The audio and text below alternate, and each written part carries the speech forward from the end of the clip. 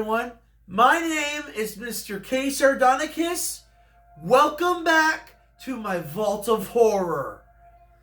To everybody that is returning to this channel, welcome back. And to everyone that is first visiting with this video, I hope you enjoy your stay, and I hope that you enjoy the rest of my videos in the future.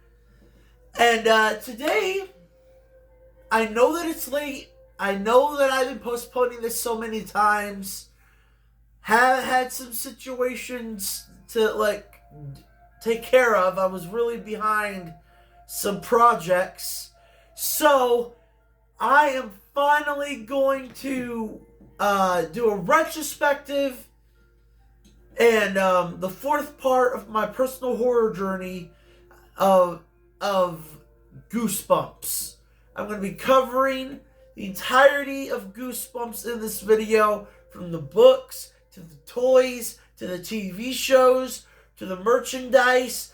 I'm going to be explaining a bunch of stories about this amazing franchise that R.L. Stine has created. So, without further ado, let's get into it.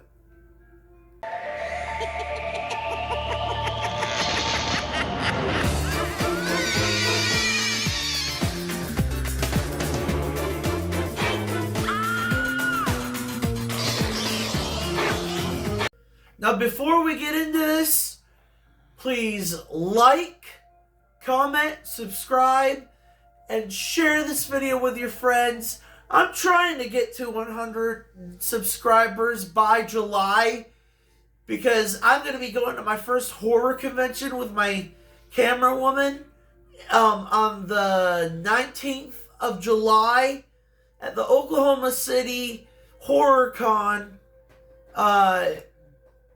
during the 19th of July on a Saturday. And it's going to be from the 18th to the 20th. So if you see me in this getup, come say hello, and we're going to have a great time the rest of this year, especially during the convention. So I'd like to get at least 100 subscribers by then. So let's not waste any time, and let's talk some fucking Goosebumps. Saturday's a Box Kid Scare Fest on an all-new Goosebumps. Be very careful what you wish for. A gift from a stranger. I shall grant you 3 wishes. Alright, let's start off with the books first, because that's what happened first.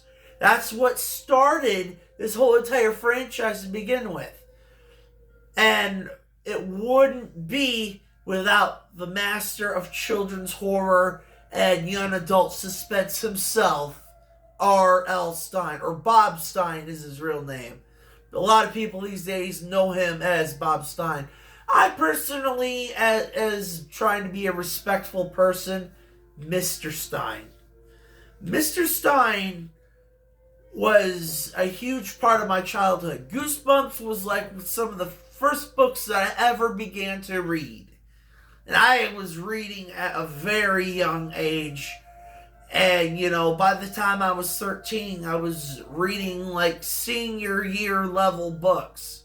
So, when it comes to the books, you got the originals.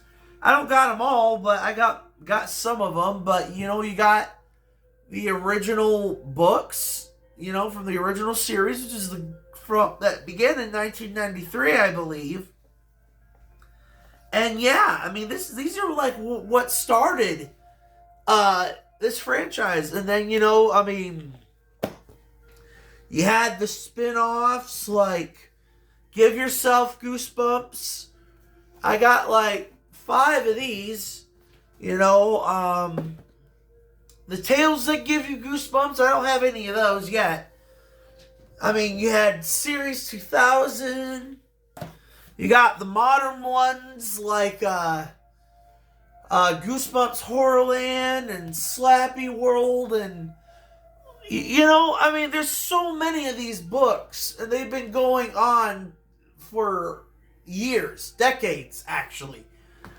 And I have so much appreciation for them and what they have done to impact me. Like, people say all the time that R.L. Stine was like the beginning steps to getting into more adult orientated horror books from like Stephen King, John Saul, Clive Barker, Peter Straub.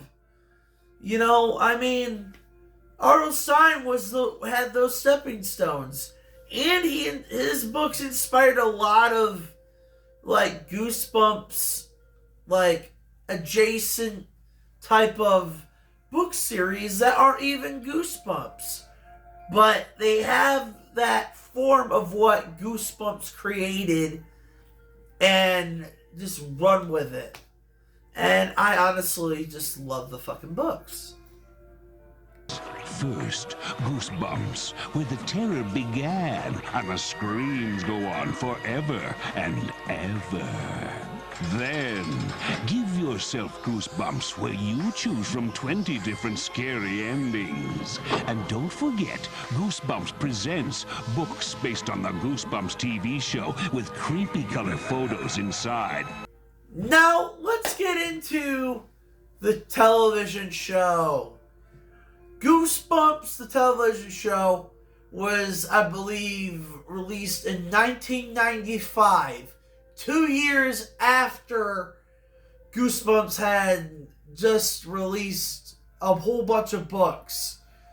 And, like, R.L. Stine was, like, making a new Goosebump book, like, almost every month. So there was plenty for the TV series to use, and as the series is going on, the book series is going on as well. They adapted so many great stories, and there were so many great episodes. There were actors and actresses that we know to this day that were dipping their toes into acting with Goosebumps. Ryan Gosling, Catherine Isabel. Those are the two that come to mind. But there are a couple more. Hayden Christensen. Yeah, those three off the top of my head. Those three, they're still acting today. They've been in big movies, and they were in Goosebumps as some of their first roles.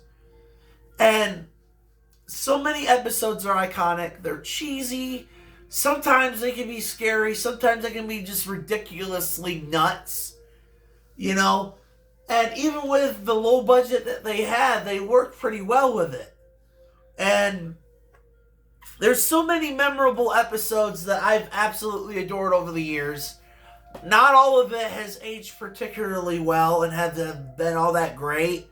You know? But as a kid, you didn't care. It was Goosebumps. You look forward to watching Goosebumps on Fox Kids every Saturday morning. It didn't matter if the episode kind of stunk and you realized that as an adult. As a kid, you didn't give a shit. It was Goosebumps. You know? I absolutely adore some of the cheesiest episodes. And just because, you know, it didn't age all that well, it doesn't mean it isn't still fun. I honestly, you know, still to this day, I prefer the original Goosebumps TV series over this new, more serious and mature Goosebumps TV series. And that's saying a lot because I love Goosebumps. And I've actually liked what season 2 of the reboot did. But season 1 of the reboot was terrible. So, like, it's just like season 2 of the reboot TV series barely made it to, like, being a redeemable Goosebumps show. The 90s one will always be the best. And, you know, it has that charm.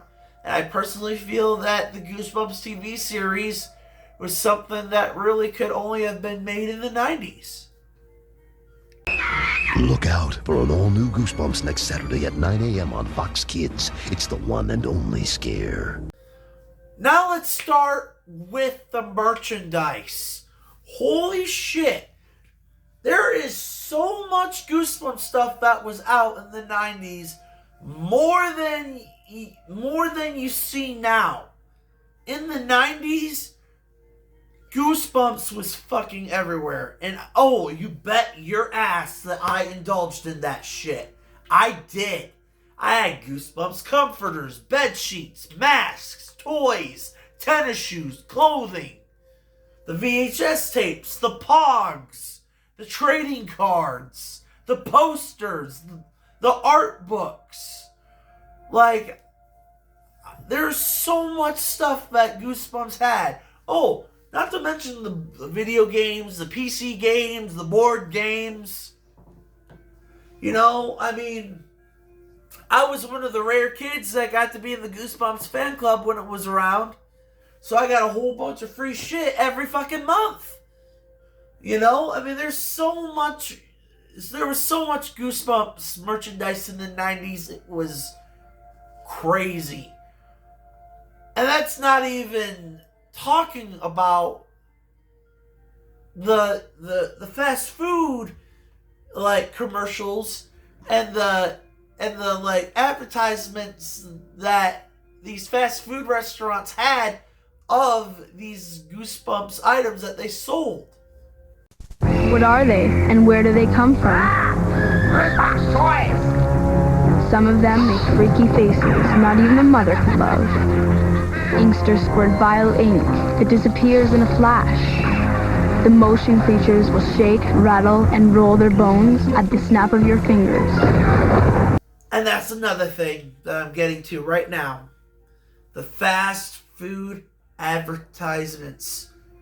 You had Taco Bell, KFC, and a few other fast food restaurants actually have stuff based on the Goosebumps franchise.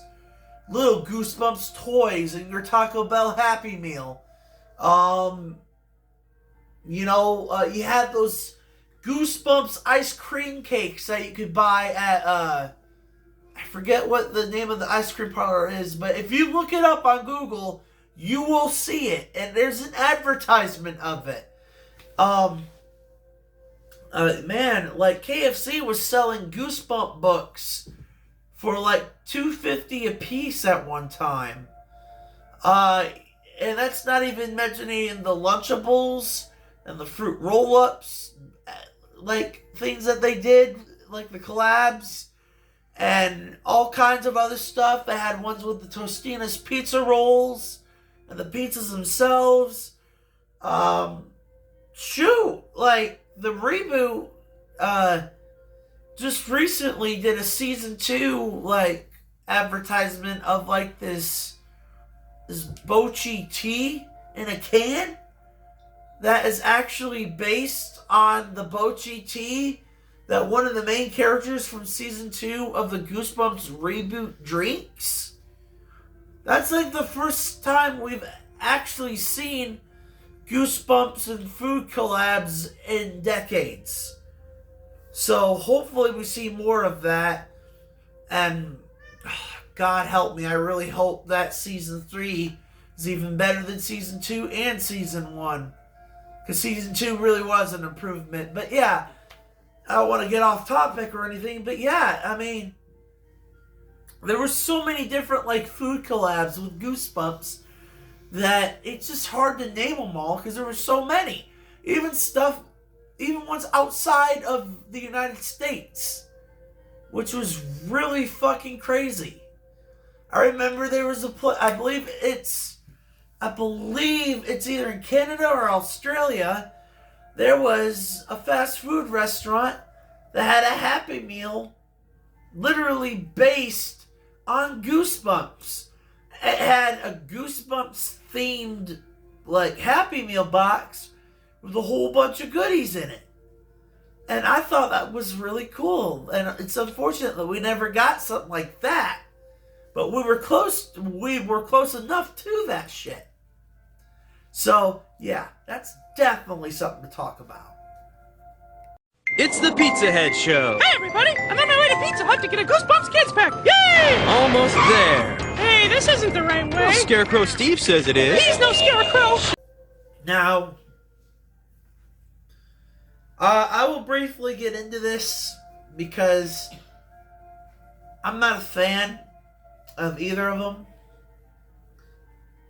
The Goosebumps movies. Now, I love Goosebumps. I'm a true Goosebumps fan. Those movies, though, didn't work for me. They were really, really just over the top with the child friendliness. They didn't want to scare people. They didn't want to scare kids. They were trying to like go for a younger audience. Both movies are literally like Jumanji but with Goosebumps. You know, and look, I love me some Jumanji and I love me some Goosebumps, but them all together just doesn't work. And, you know, I hate that we have to put Jack Black in everything. And that, you know, it just made it even more of a cash grab than something for the true fans. Like, at least with R.L. Stine's Fear Street movies and the Scary Stories to Tell in the Dark movie, they weren't insulting their fans. These Goosebumps movies felt like an insult to the fans, mainly because us Goosebumps fans, we grew up with the franchise, and even us as Goosebumps fans that were 90s kids, the movies felt too childish and weren't willing to push the envelope like, you know, the Fear Street movies or even the Scary Stories to Tell in the Dark movie. You know, because, you know, they went the wrong way. And I wish they could have done something better. I think that's the reason why they did the reboot of the TV series, is because we couldn't possibly have the last live action Goosebumps anything be those movies. Because I'm telling you, they're not Goosebumps. They're not fucking Goosebumps.